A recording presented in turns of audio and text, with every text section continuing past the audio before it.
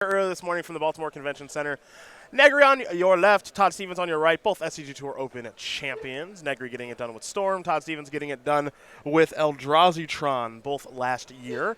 You see at the top, David Long versus Jody Keith, both playing Turbo Depths. And on the bottom, Jonathan Rosum playing White-Black Aggro against Collins Mullen playing White-Black Aggro. So these two teams are playing some very similar stuff, and we are underway. I guess that means they made the right choices in some of these formats. This White-Black Aggro deck from both Collins and Rosum have looked really good. But I'm more interested to see this Value Town Green-White deck versus Kazu's Jeskai Control. Yeah, I am curious about how Todd Stevens approaches this matchup. Of course, you're playing against a deck here in Jeskai Control that has a ton of removal, and paths and bolts and helixes and snapcasters and all that stuff. We all know at this point how Jeskai Control works. Green-White Company is basically just a creature deck. So we'll see if Todd can overcome this very removal-dense deck that Kazu is playing. Yeah, so it looks like Todd Stevens has mulliganed at least once and I think twice. So he's a little short on cards, but he had a pretty decent start with 2 mana accelerators. And but while Kazu, is trying to set up in the early game with removal spells and such, Todd Stevens can regain that card advantage because the game goes longer than normal. This is a Tireless Tracker, and now we'll have a Temple Guard on the battlefield untapped, which will bring along a clue. So that'll be a way for Todd Stevens to kind of work through these mulligan issues that he's had. Yeah, for sure. I mean, Tireless Tracker is a great way to recoup some of that lost card advantage from the mulligans. But that's all Todd Stevens' deck is. Tireless Trackers, Courser, Crewfix. Now the Reliquary doesn't gain actual card advantage, but it can turn your lanes into Rising Canopies, so make sure you don't flood. It's also just an insanely powerful card and really the backbone of his deck. You see Kazu going to fire off a Lightning Bolt. Tracker down. Wonder which one that's targeted. Yeah, no kidding. I'm going to go back over to Negri now. This will be a Plains. We'll pass the turn back. Steven's going to cash in the clue, get himself a new card. And now he will untap and draw a card for his 4th turn of the game. It's a copy of Wooded Foothills. Keep in mind that Todd Stevens does have a main deck copy of Warship here this weekend. Talking to Nick Miller before we went live today, it has been driving some players nuts. Yeah, like Ross Merriam yesterday. Holy cow. Well, when we say Turbo Depths, they're not kidding around. David Long does win game number 1 over Jody Keith very, very quickly. Wonder what happened. Yeah. Probably made it 2020 on turn 2. Probably a good idea. Here's a Snapcaster Mage. And this will be a Lightning Bolt going to go after Noble Hierarch. I think we might have a Collected Company in response, and we will. Shouldn't have done that. Mm-hmm. Top 6 here for Todd Stevens. We'll see how he does. Yeah, so now Stevens has, recouped 1 card from the clue off of Tireless Tracker, and now he's getting 2 fresh cards off of the Collected Company. And if he's able to turn the creatures into more cards, he'll be right back in this game. Like, Kazu still has a ton of cards in hand, but his entire game plan revolves around trying to kill all of his opponent's creatures, and that's kind of tough to do when every creature basically draws Todd Stevens a card. Stevens has a Courser and a Tracker. Well, that's a nice Collected Company. What's really cool to me about Courser Crewfix in Modern and, sometimes even Legacy or whatever, is that fetch lands break even, when you crack them, which is pretty sweet. Courser not a card I really expected to see Modern play, and it doesn't see a ton, but in what Todd Stevens has built here with his Value Town deck, it is rather good. We have seen him get into game states where he plays multiple Coursers.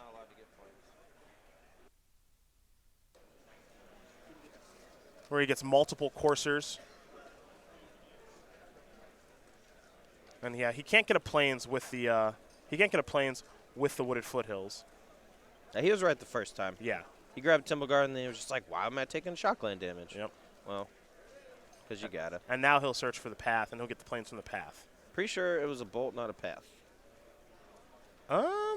He may have pathed his own thing. Oh, he pathed his own thing. Yeah. Oh, that's way smart. I'm stupid. That's all right. We're getting there. And what this allows him to do by pathing his own thing and then searching him a land, he should get 2 clues now? Yeah, he has 2 clues over there hidden off to the side. Path Exile not particularly good against Jeskai control. Yeah. Very few actual targets. Celestial Colonnade being one of the best targets, simply because it takes so much mana investment to turn it on and attack. But Todd Stevens' deck, relies on Ghost Quarter to take care of problematic lands like that. And he'd much rather turn his Path Exile into not only an extra land so he has more mana to work with, an extra life from Courser, and an extra clue from Tireless Tracker.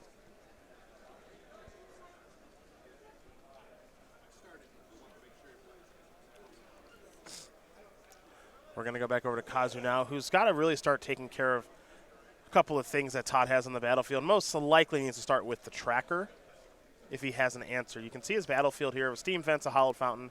This is going to be a Path to Exile on the tracker, which I think is smart. Got to get this thing out of here before it starts to run away with the game. And then you see the copy of Field of Ruin. Todd will go searching again here from the path. That'll be a basic forest. He'll gain a life from the Courser, and then we'll see the top card of his deck. This is kind of a nightmare for Kazu Negri's Jeskai control deck. We have not the greatest start in the world for Todd Stevens, a mulligan to 5. His first 2 turns were just mana creatures. But every single creature that he draws off the top of his deck is going to gain some sort of small advantage for him. Courser Crewfix gains some life, which is particularly problematic when half of Kazu's game plan is basically bolt, snap, bolt, try to kill you. Yep. And on top of that, he's able to hit land drops, when he's able to find Ghost Quarter. That starts taking away those Celestial Colonnades as outs for Kazu. It's a tough road to climb, even with Stevens starting on 5 cards. Kazu going to fire off another path to take care of the Courser. Todd Stevens is going to let that resolve. He will draw a Courser. Not going to reveal the top card of his deck just yet, of course, because he does not have a Courser on the battlefield. But now he does. Now we see neither Reliquary. Excuse me. Notably, he actually chose not to search on Kazu's second Path to Exile, wanting to draw that Courser Crewfix right then. Oh, what a sequence. Cracked Clue, hit Knight of the Reliquary, found a land on top to play with Courser, and has enough mana to play the Knight of the Reliquary. It's a pretty good start here for Todd Stevens. If he wants to play the Knight, he can. You see the Windswept Heath on top of the deck. He's just going to pass the turn right now, though. Maybe he wants to crack another Clue. We'll see as we head back over to Kazu. Crack Clue's fine. I think mostly he wants to make sure that neither the Reliquary won't get hit by a Lightning Helix or a Lightning Bolt. And with only the one fetch land in the graveyard, he's going to wait at least one turn to get that Windswept Heath or Horizon Canopy into the grave. Yeah, just looking at a 3/3 Knight right now. And as Todd did mention, the goal is probably for it to be a 4/4. As there you see a Steam Fence under the battlefield untapped. We got an update there for you on our standard match. That white-black aggro mirror goes to the player on your right. That is Collins Mullen, who is ahead right now over Jonathan Rosum, which of course rhymes with awesome. Hey, you're not supposed to be in Modern, Teferi. He's what are been you showing doing up here? He's just good. Teferi, hero of Dominaria, has arrived. It's going to untap a Steam Fence He's the and hero, a Hollowed Fountain. The hero Modern deserves. Yeah, that's for sure. Maybe the hero the Modern needs, as Todd Stevens is going to crack that canopy and draw a Windswept Heath. We'll see the top card is a Wooded Foothills. Stevens will untap. He'll draw that Wooded Foothills. Top card of the deck now is a Ghost Quarter. All right, well, that's 2 Ghost Quarters onto the battlefield for Stevens. Effectively, saving him multiple times from future Celestial Colonnades from Rosum. The Field of Ruin can take care of one, potentially, but, 2 of them is going to be an uphill battle. And that's his main win condition, obviously. Negri, I'm going to sit here patiently at 11 life while Stevens checking in at 18. Stevens is going to crack the Clue via Birds of Paradise and a Ghost Quarter. Voice of Resurgence to draw. Forest on top of the deck. He'll start with Voice. It's a great place to start in case Kazu has some sort of counter magic. Yeah, and the fact that he played Teferi and ticked up signifies, at least to me, that he probably has something like Logic Knot in hand, where he wanted to protect from like a Knight of the Reliquary or something. But this Voice of Resurgence means he either has to counter that unless Stevens pays 5, but he doesn't. It might actually be more valuable for him to counter Knight of the Reliquary and give Stevens a Voice of Resurgence token. Teferi's going to go up to 4. Going to draw Kazu a card. He'll be untapping some lands here at the end step. You see Kazu's battlefield here of 5 lands, among them a Field of Ruin. Snapcaster Mage, which recast a Lightning Bolt earlier in the game. And then, of course, there is that Teferi that's on 4 counters. Todd Stevens did knock it down a little bit with the Courser of Crewfix. Speaking of Courser of Crewfix, Todd does have that on his side of the battlefield, along with the Birds of Paradise, a Voice of Resurgence. Neither the Reliquary, that's a 4/4, but could grow even larger if Ghost Quarter targets one of Todd Stevens' own land. And you see that Forest revealed on top of his deck from the Courser that's on the battlefield. Kazu going to tap 2 mana to play a Snapcaster Mage. Looks like he's going to go after Path to Exile. And Path probably going to go after Knight, but it actually looks like it's going to be Courser. Maybe a little bit of a surprise there? Yeah. Not sure I believe that just happened. But, you know, it's all dependent on what's in Kazu's hand and what his plan is. And, you know, if he, you know, his plan is untap 2 lands, end of turn, and Cryptic Command. That's not that bad. Okay.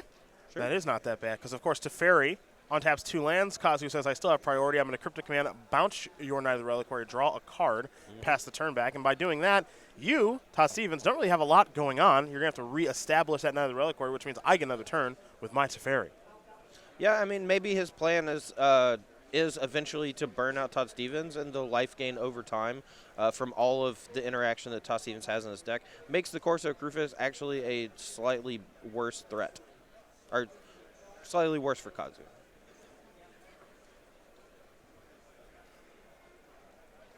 Back to Stevens we go. Here is that Knight of the Reliquary again, looking to get that powerful creature established. Yeah, at this juncture, I think the ability from Voice of Resurgence is actually more important than turning it into an elemental. I don't know if I would attack into Teferi, but at the same time, you have to try to put pressure on it. He has 3 lands kind of rotting in his hand right now, and, you know, the Knight of the Reliquary having Summoning Sickness this turn after getting bounced by the Cryptic Command. Yeah, a bit of an issue there for sure. I think I agree with you. Voice of Resurgence probably better served to just kind of hang out, but at the same time, Teferi's so good because Teferi can kind of tuck the Voice of Resurgence away. Yep. And then you can start playing your Jeskai game again if you'd like. Well, it looks like he has his other Teferi in hand. He can actually tuck both creatures right now. It looks like he's going to tuck Knight away. But Steven says, I'm going to fetch first. Then we can tuck the Knight away. Sure. Yeah, Teferi's been around all weekend in Standard so far, and the fact that he's showing up in Modern and doing work. Yeah. This particular game, that's for sure. He's looking pretty nice. With so many fetch lands, it's safe to assume that, you know, you can get a lot of value out of Teferi. Like, your opponent, you know, can't fetch if they want to draw that card in a couple turns, etc. Yeah, this is bad news here for Todd Stevens. So you saw Kazu tuck Knight of the Reliquary, Path the Voice of Resurgence. Stevens thought about it for a little bit and said, I am going to search up a land, which means that Knight of the Reliquary gets shuffled back in the deck. Not going to be a draw for a couple of turns, unless, of course, he peels it now because it was shuffled away. And Teferi's starting to run away with this thing. Yeah, I mean, he's already drawn 2 cards, I believe, and tucked something. And maybe he's drawn 3 cards and tucked something. I know he got hit for 2 with the Courser Crufix, so the math is a little bit boggled in there. Here's an Azusa Lost, but Seeking. A great card in Todd Stevens' deck. However, he really needs Raminap Excavator to go nutso with Rising Canopy and Ghost Quarter. Yep. The Wooded Foothills. And Stevens will just pass the turn back. This will be a copy of Secure the Waste. The Benjamin Nikolic tech. An interesting way, to go about winning the game. Making a few soldier tokens. I kind of love Secure the Waste with the Teferi untap. You can put the untap on the stack, float 2 mana, and then, you know, tap out on your own end step if you want to make a few extra tokens. Mm-hmm. Not necessarily something you want to do in a you know, Jeskai Flash control deck, but it is an option. The one thing you want to do is keep drawing cards, and that's exactly what Teferi is allowing Kazu Negri to do. That Planeswalker is just all over this game right now, as there's a copy of Electrolyze to take care of Azusa. Another card being drawn here by Kazu. I think we're going to see some attacks here from all the Knuckleheads, and we will. 4 soldiers, 2 Snapcaster Mages coming on in, and Kazu is flexing all over this game, or perhaps Teferi is doing it for him. My, how the turntables turn. Kazu gets to untap 2 more lands, pass the turn back over to Stevens, who will draw. Not sure how much Todd wants to play this one out. Time is certainly of the essence here.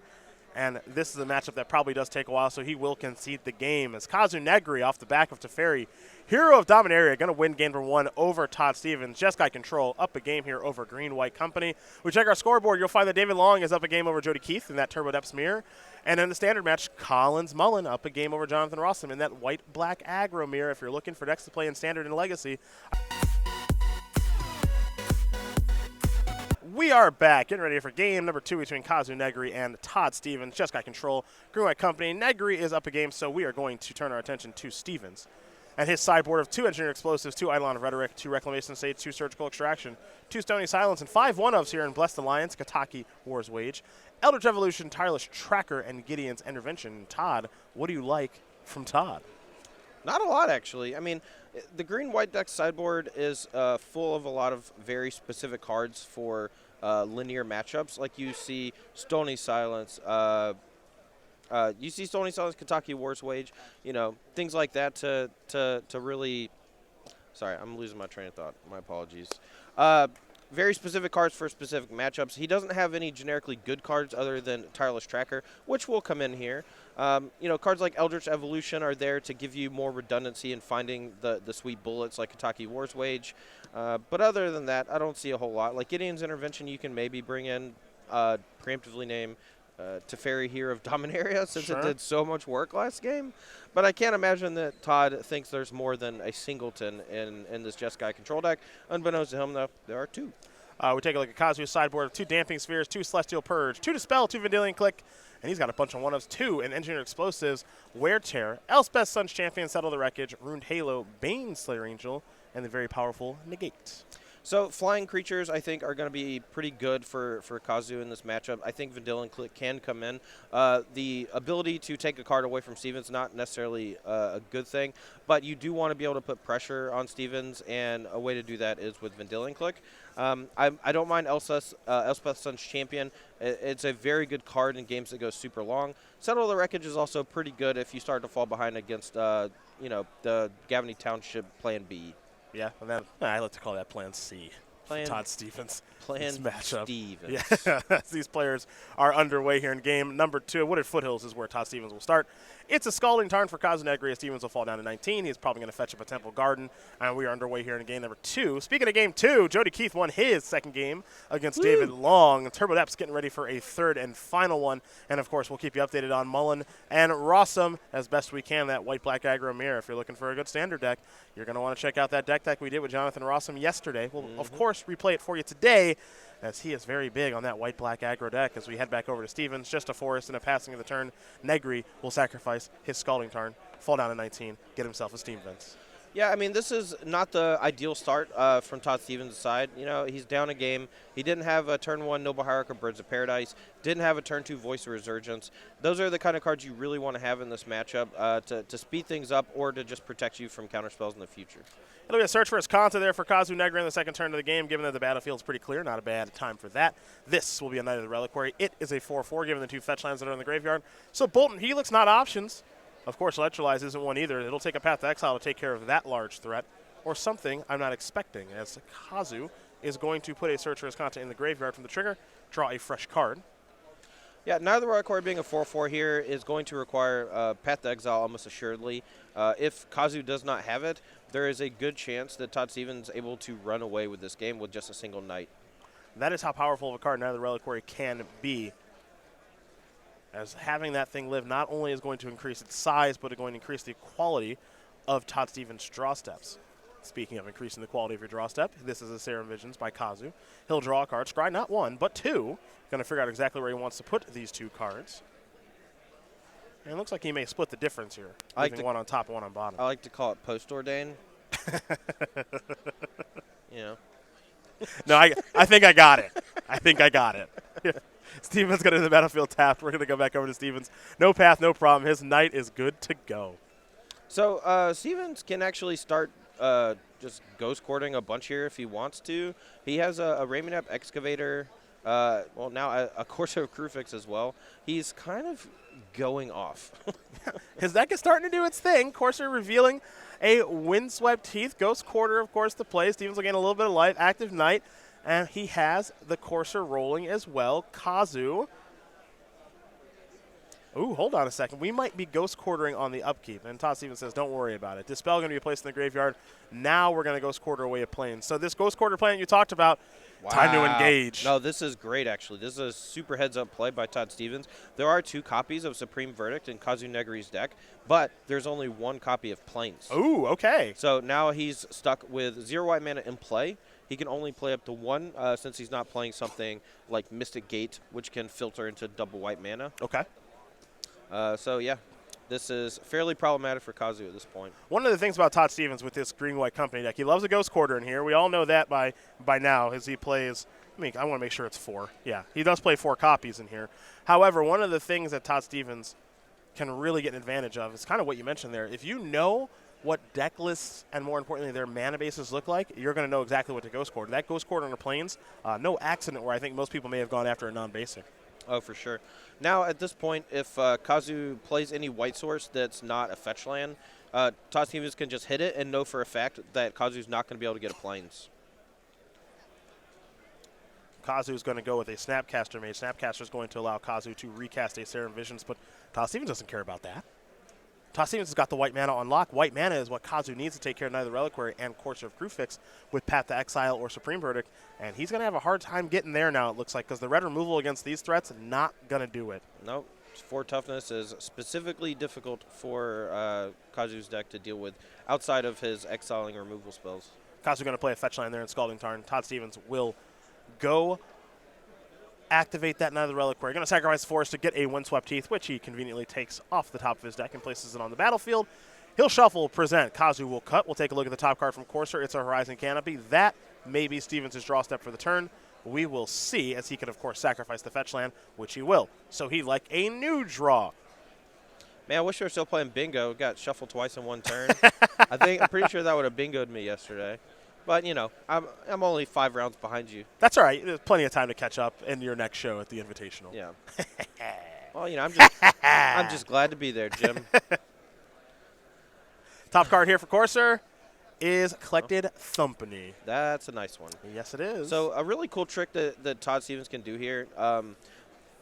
The Scalding Tarn being targeted by a Ghost Quarter usually pretty bad. Of course. Right? But at this stage in the game, he wants to just try to keep Kazu off of double white. He could choose to Ghost Quarter the Scalding Tarn. If Kazu cracks it and goes and gets a white land, then he can use a second Ghost Quarter that he finds off of Night of the Reliquary, or one he can potentially play out of the graveyard with Ramonap Excavator. Okay. Ghost Quarter was the land that Todd Stevens elected to play. Now he'll just pass the turn back. Threatening Company, threatening a Night of the Reliquary activation, and who knows what else, as Kazu Negri is going to take a look at the top card of his deck from Search for Iskanta. Speaking of Search for Iskanta, of course that card does transform into Iskanta, the Sunken Ruin, but that's going to be a stinker against GhostQuarter.com. Not really going to work. Is that what we're calling it now? That might as well. That's what he's doing now. Yeah. So now Kazu needs a second fetch land. He has to shock and take 6 damage to cast Supreme Verdict. And then Todd Stevens can even end of turn follow that up with a Collected Company that he drew after shuffling twice. Yeah, he could just rebuild. Yeah. Now, of course, we see the top card of Stevens' deck there, Surgical Extraction. Now, that's not going to be a hit there with Collected Company, so maybe Todd Stevens would activate Night of the Reliquary first, try to get a fresh card on top, a little bit of information, so on and so forth. We'll see how things do shake out on this turn as Negri is activating his Scalding Tarn. Players are going to make sure their life totals are correct here. Just a moment before Kazu does search, and now he is going to search. Almost certainly getting a white source. Yep, there's a Hallowed Fountain. Play a fetch land, crack it. Mm-hmm. These are all things you saw coming. I mean, it was really his only way out of getting Ghost Quarter, soft locked. And, it hurts a lot. Like, he's taking a ton of damage. And if Todd Stevens just hit something like 2 Night of the Reliquaries off of his Collected Company, he just attacks for the win on the next turn. That's very true. What's interesting about this, too, is we saw Kazu mill over a Dispel with the Search for Iskanta. So it makes you wonder how many of those does he have in his deck after sideboard. It's something that Todd Stevens is certainly going to think about, as here is Supreme Verdict. Yeah, I mean, my guess is he was just searching for white mana sources to cast Supreme Verdict. Stevens is going to float a green mana. Now he's going to activate Night of the Reliquary. You might see him go digging for a Horizon Canopy here. Could just be a normal land, too. As he's Wouldn't gone also by a mind couple. Ghost Quarter. Well, there is another Ghost Quarter. I want those white sources. They gone. Todd Stevens is hungry for planes. Yeah, I mean, the cost of Ghost Quarter is pretty high. Like, sacrificing your own land and your opponent usually getting to turn it into another basic is kind of gross on occasion. But at the same time, you know, sometimes you just got to do what you got to do. Stevens now is going to cast Collective Company. Does Kazu have a Dispel? The answer is yes. Ooh. All right. That hurts. All right. Kazu's doing okay. Now you see the top card of Stevens' deck was revealed from the Courser. It is neither Reliquary, so he can rebuild that way. He's 1 mana short of being able to go Ramming Up Excavator plus Neither Reliquary, so I would expect him to just play another Knight here. There is a chance he just double Ghost Quarters, though. Yeah, he's thinking about it. He's got those two Ghost Quarters untapped. He is definitely thinking about it, going after those white sources. I think I would strongly consider doing both of them now. That way, if Kazu has drawn a Path to Exile in the last few turns, he cannot cast it. Sure. Totally makes sense. Again, you mentioned only one basic plains? Yes. For Kazu Negri, and it's in the graveyard right now. Yeah, he does have quite a few basic lands. He has 3 island, 1 mountain, 1 plains. He has 1 in play already, 1 in the graveyard already. So he's going to be able to fetch back up to 5 total mana, even through Ghost Quarters. However, no white sources for Path to Exile or Teferi, Hero of Dominaria. That's notable, as that card did win Kazu Negri game number 1 in a very, very big way. So you see the island and the mountain that have been searched up there from the Ghost Quarter activations. Todd Stevens is just throwing away his lands. I mean, lands are bad. You got to, draw too many lands and you lose the game because of it. So Teferi is going to go down into the graveyard. Will Kazu transform his Search for Escanta into Escanta the Sunken Ruin? I think I probably would at this point. If he has to target it with Ghost Quarter, he's not targeting like a future white source. Kazu's going to keep that Search for Escanta for now. That is an island. He'll pass the turn back. So white mana, of course, is the issue. This is all part of Todd Stevens' game plan. Stevens does have a land to play in Ghost Quarter number 4. He also has Rain App Excavator number 1. That's a card I actually thought he might bring in his hand, the Eidolon of Rhetoric. It's not that good. It kind of puts you in a soft lock where you can only cast 1 spell a turn, and your counterspell opponent can just counter that 1 spell a turn. Mm-hmm. But when you have stuff like Collective Company in your deck, you can cast it after your opponent has cast a Serum Visions or something. But mainly, it stops Snapcaster Mage. Todd Stevens can't stop activating Ghost Quarters. He just can't stop. And neither Reliquary is much too large for Kazu to handle. He will concede the game as Todd Stevens is going to win game number 2 over Kazu Negri. greenwhiteghostquarter.net.com.edu wins the game over Jeskai Control. We're going to see if Todd Stevens can continue to educate us on the stylings of Ghost Quarter in just a minute. Getting ready here to watch game number 3 between Kazu Negri and Todd Stevens. It is Jeskai Control Green White Company, or as we are now calling it, greenwhiteghostquarter.edu, as these players. Because he's really teaching you. He is teaching. He's teaching you the ways. You want white mana? Tough. Yeah. You don't get it around here. Not Todd Stevens' first time activating Ghost Quarter against Jeskai. I can promise you that, as these players will take a look at their 7 cards. They'll be given the green light. As you see, Jody Keith and David Long, they're all tied up in the Turbo Depths mirror, and Collins Mullen, Jonathan Rosum, they are not all tied up. Collins Mullen up a game in the white-black aggro mirror. Again, I think we'll be able to show you the Jonathan Rosum deck tech at the conclusion of this match. For those of you who may have missed out on it yesterday, white-black aggro really dominating on Magic Online, starting to dominate in real life now, too, as it looks like Stevens is going to take a mulligan. And for Turbo Depths, maybe we can get a little deck tech with the Jody Goon Squad. Keith. Yeah. The Goon Squad, Jody Keith, the leader of the Goon Squad. I was going to say it. Noble Hierarch is where he will start game number 3. It's like Fidel Castro asking somebody, how do you be a dictator? Yeah. I don't know. I don't know, man. That's I kind of need your help. Yeah, that's that's kind of you. your thing. That's you. Well, Windswept Heath, Temple Garden, Noble Hierarch, now no longer alive, thanks to Lightning Helix. Yeah, attacking Todd Stevens' mana here is, pretty pretty smart from Kazu's side. Yeah, he wants to keep him off of 3 mana on the second turn, so he doesn't cast an early Courser Crucifix or Neither Reliquary. And there's a chance that Todd doesn't have a second land. Which he does not. Keeping a one-lander, relying on Mana Accelerants against a deck that has Bolt, Path. Well, Path you don't mind, but Bolt, Electrolyze, Lightning Helix. A little risky business here from Todd Stevens. But did not appear he wanted to mulligan to 5. Man, now I'm just imagining Todd Stevens rolling around in his socks. What? Risky business. Oh, okay. Lost me for a minute. I was like, what are you talking about? I don't know. The voice of Resurgence has arrived. Kazu going to look at the top card from Search. He'll put a Path into the graveyard. Think he needs lands? I saw a Teferi Hero of Dominaria peeking out in there. If he's binning a Path to Exile, one of the best cards in his deck in this matchup, it's almost certainly because he needs lands. Well, perhaps Serum Visions will help him find them as he will scry 2. We'll see where he's going to put these 2 cards. Of course, he's already drawn his card. Looks like both these cards might be headed to the bottom. Yes, they are. Bah. Any follow-up here for Kazu? Yeah, maybe he's considering just bolting the bird or, you know. I'm going to go with another Serum Visions. Scry 2 yet again. I think he might be a little bit happier with these as he's moving them around. Yeah, he's going to go top. This go around. Serum Visions will resolve. Does he have land number 4? My guess? No. Don't think so. Oh, Okay, well, I'm wrong. there's Sulphur Falls. As usual.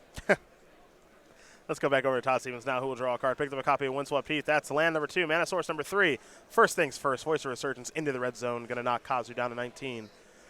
Windswept Heath will go to the graveyard. Going to bring Todd Stevens down to at least 16, potentially 14. There is a Knight of the Reliquary. It is a 4/4 out of Bolt and Helix range once again.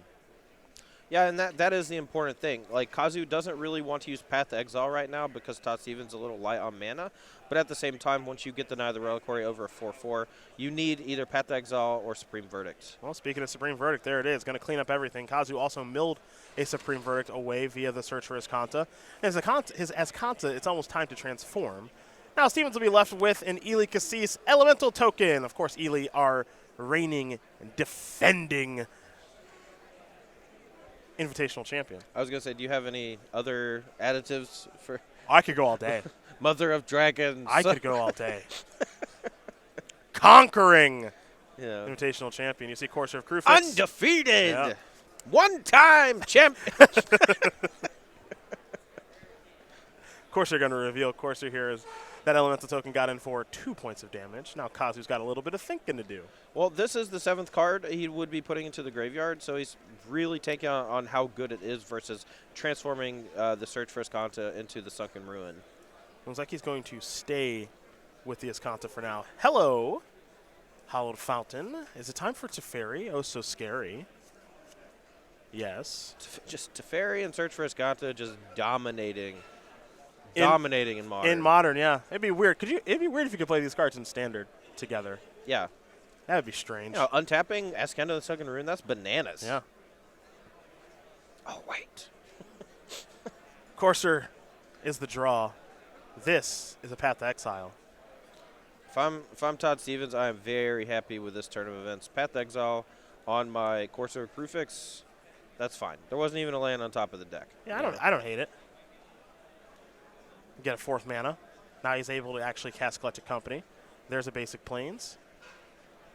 Stevens, and that was in the draw step. Stevens actually can play a Courser again and then maybe find a land on top of his deck and get to 5 mana. We'll see. He also has Ramunap Excavator in hand, so that could be a way to get a land onto the battlefield. Because right now, Todd Stevens needs to get into two spells per turn territory. Just mono, mopey, 3-drops. Well, that's what his deck does. I know, it's great. Teferi down to 3 counters. Kazu going to take a look at the top card with Azcanta. Maybe regretting putting that Supreme Verdict into the graveyard. He will transform. Draw a card. Azcanta the Sunken Ruin is here. Taps for a blue, of course. 2 and a blue. Look at the top 4 cards of your library and reveal a non-creature, non-land card from among them. and put it into your hand. Put the rest on the bottom of your library in any order. You're just adding little pieces of flair to like every word you're saying today. I feel better today. Good. I'm glad. What was wrong? You had allergies yesterday? It was a tough allergy day. It happens. What do we have here? Something that costs 5. Baneslayer Angel? That's a scheme. Wow. What's wrong? Can't afford Lear Dawnbringer, Yeah, bro? no. I mean, if we're being honest, that's probably he's only got one. It's not like the legendary part matters. Yeah. Maybe Pumping Angel's not as good as Protection from Dragons and Demons, you know. Protection from, I don't know, Chameleon Colossus? That could happen. Yeah, for sure. Teferi going to untap a couple of lands. Conveniently enough to activate a Search for Azcanta or cast Cryptic Command. Just good sequencing. Draw a card. Ranganap Excavator. The Ghost Quarter plan is out the window this game. That's not going to be an option. Todd Stevens far too behind to do that. Yeah, and I would, think it was a safe bet to say that Todd Stevens does not have Path to Exile in his deck anymore. So this Baneslayer Angel just going to be a giant roadblock until he can either get his creatures big enough to start attacking through it, or maybe he'll just die in 3 swings from the Baneslayer.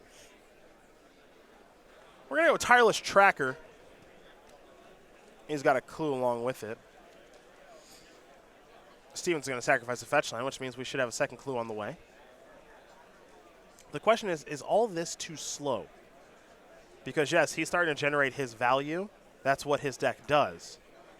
But is it too slow now when you're facing down a Baneslayer Angel and a Teferi, Hero of Dominaria? I think so.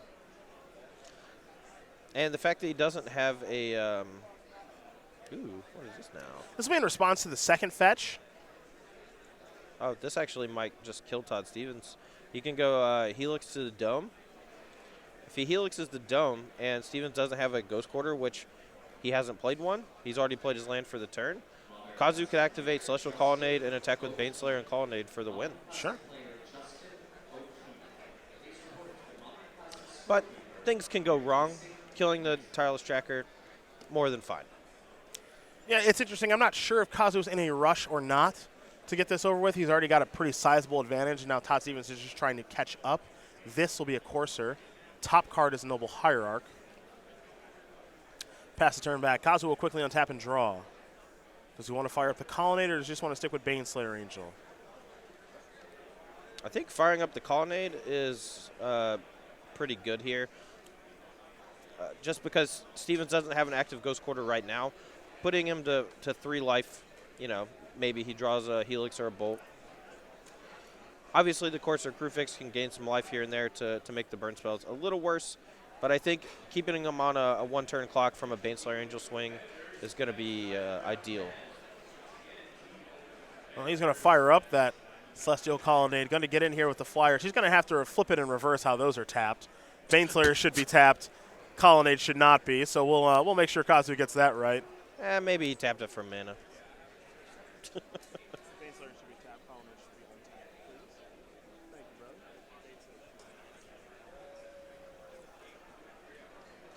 And we will there we go.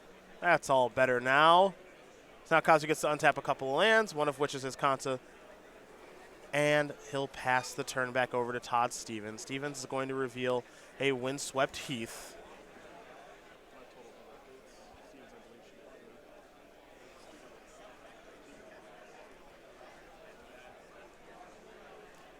Todd's in some serious trouble now, 18-3. Yeah, I mean, that Baneslayer Angel is just going to spell doom, even if he finds a way to stop the Celestial Colonnade with like a Ghost Quarter.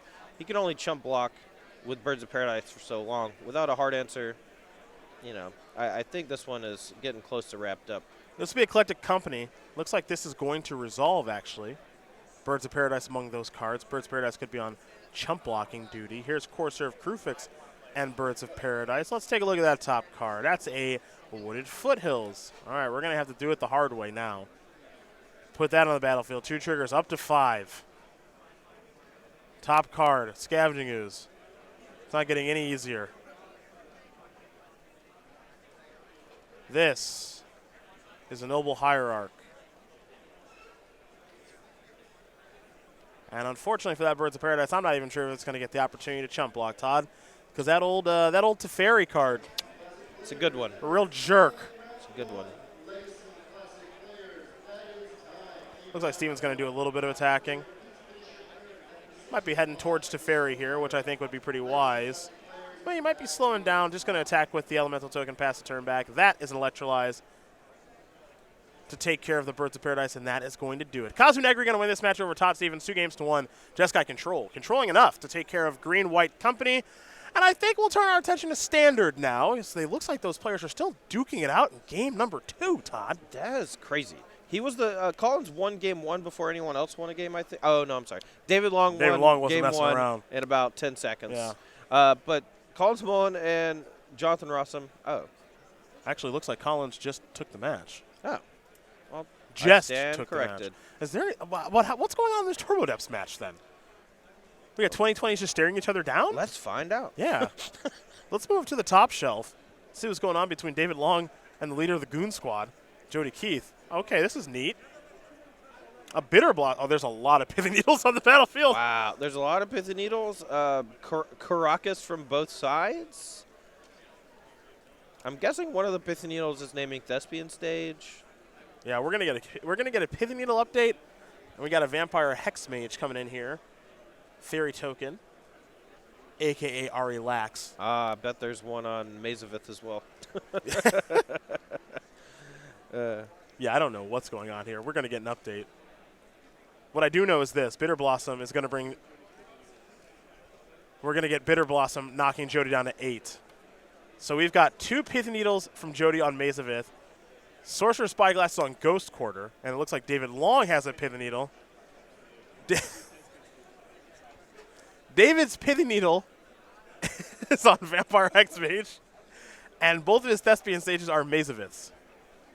It's a pretty easy game. Yeah, I think we're done. I don't know what's going on here. I don't want to do this. This is the dumbest thing I've ever seen. Thespian Stage, like, I really wish it didn't retain the ability to turn into another land. Yeah. Like, it just feels like, you know, that is one cool way to get around Pithy Needle sometimes. You just use Thespian Stage to copy, like, basic forest or whatever. And, like, you can't name Thespian Stage anymore. You have to name forest. And then a future Thespian Stage can be activated. Can do its thing, yeah. So it looks like none of the Pithy Needles and Sorcerer Spyglass are actually on Thespian Stage itself. So a backup Thespian Stage from Rosum could just make a 2020.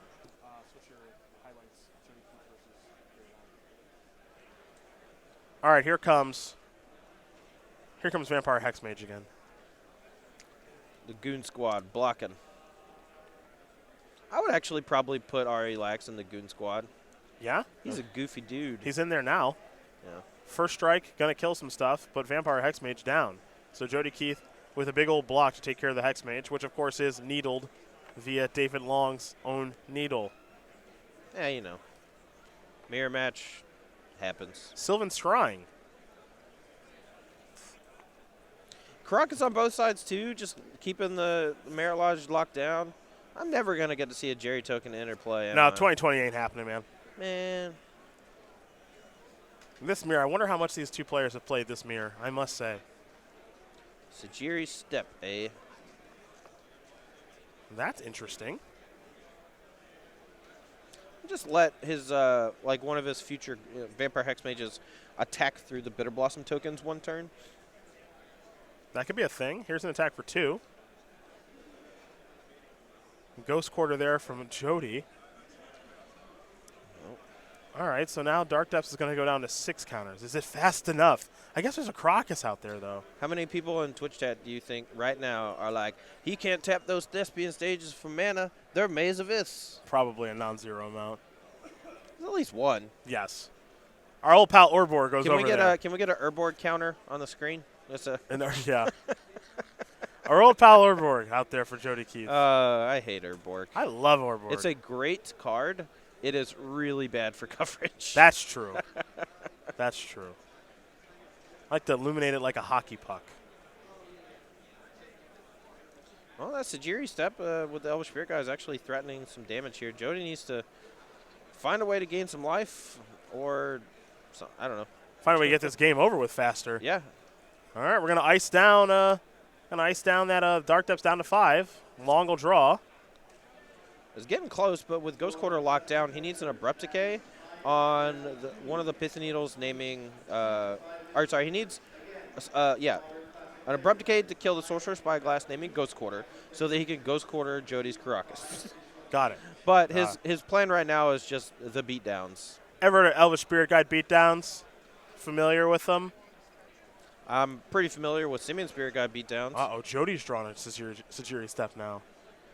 It's not as good for him though. His creatures already have evasion. They already fly.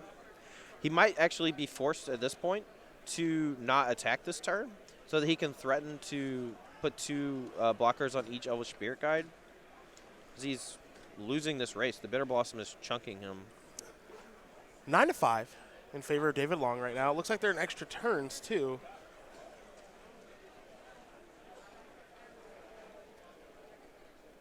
Our first match going deep here in Baltimore on day number 2. Oh, actually, I had the Simian Spirit Guide beatdown story. Okay. Through the breach, hit you for 2, GG. That happened? Yes. I'd already hit him with an Emrakul, and they were at 2. Whatever it takes, I guess. Greatness at any cost. Yeah. 5 mana, put it in a 2/2 haste. Yep. Could have been a Grey Ogre. Could have been anything. Shameful. Well, it couldn't have been a Delver of Secrets. I'll say that. True. Jody not entirely sure what he's going to do this turn. Same thing we said for the teammates. Todd Stevens, Collins Mullen. They're looking on, trying to help their teammate. Is there an extra turn? It looks like it's turn 0 here. Decisions here for the team of Keith, Stevens, and Mullen in first place after day number 1. Looks like they might just be attacking with 2 fairies. Not to be confused with T-Fairy, Hero of Dominaria. Looks like Bajuka Bog will be the play here for Jody. Sure. All right, David Long. Crank. You're going to bring Dark Depths down to 4. He'll untap all those permanents. It's turn number 1 of extra turns. David will draw. If things stay as is, I think David actually has it. But we'll see. Is it time to pull the trigger on the Sagiri step is the question. Sagiri step giving one of those Elvish Spirit Guides pro-black to be able to get in for 2 points of damage. I think it's fine. I think doing it here, it takes the other Elvish Spirit Guide is probably just going to get chump blocked. There's a chance that Jody just wants to put all 4 tokens on the blockable one, just to clear it off the battlefield.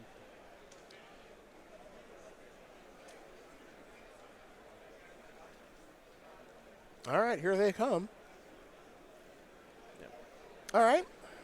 So he's going to take 2. Keith's going to fall down to 3. There's a good chance this match just ends in a draw. I mean, we are close. So this is turn 1 on David's side. Jody only has 2 more actual turns of play, so the Bitter Blossom cannot physically kill him. So David has to find a way to deal 1 point of damage. Going to tap that Maze of Ith to cast a Sylvan Scrying. Of course, Thespian stage is Maze of Ith right now for David Long.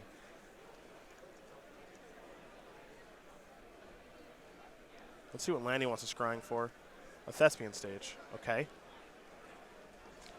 That one, oddly enough, not locked down by Pithing. Yeah. 2 Maze of Iths.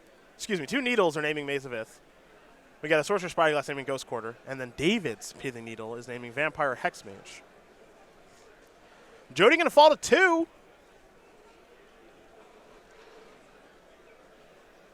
And he'll draw a card.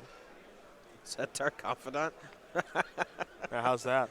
It's probably not great in this spot. At this point, he's on track to get a draw.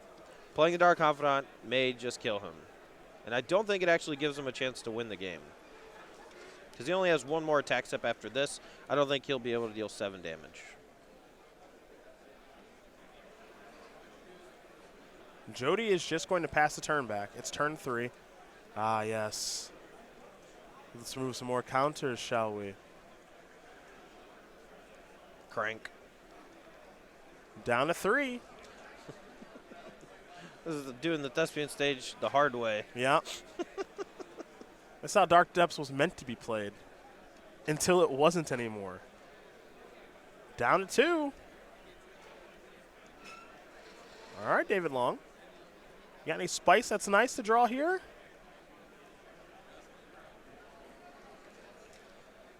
I mean, even if he's able to abrupt decay the Sorcerer Spyglass that's on Ghost Quarter Jody's Caracas, his 2020 still has to go through a bunch of fairies. He's already used the Sagiri Step. Copying Sagiri Step doesn't do anything because it's an enter the battlefield ability.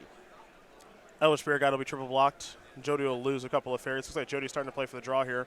Another copy of Thespian Stage. Pass the turn back. Turn 4 as Keith falls down to 1. Draw a card. It was a copy of Sylvan Scrying there for Jody. That's not going to do it. There is Sylvan Scrying. Not sure exactly what we can search for. He's got some sort of shiny silver bullet. I think they're both in soft locked at this point. If David Long had one more turn cycle, the Bitter Blossom would kill Jody. But Jody decided about 4 turns ago, I think, to play for the draw. I think so, too. And he knew that he would get to the spot where he would end at 1 life. He could have played a little more aggressively, you know, and then at one point he could have even played the Dark Confidant and crossed his fingers that it was a land, and then he might have actually been able to steal the game. But the odds of dying to the Dark Confidant are far more dangerous than just playing for an almost positive draw. Well, there's the removal of an ice counter.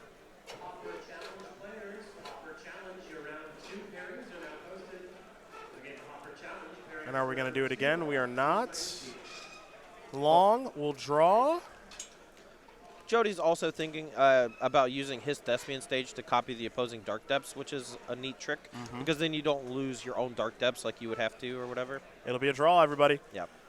As these teams just cannot get it done, unfortunately. So we will come back to the feature match area. A heck of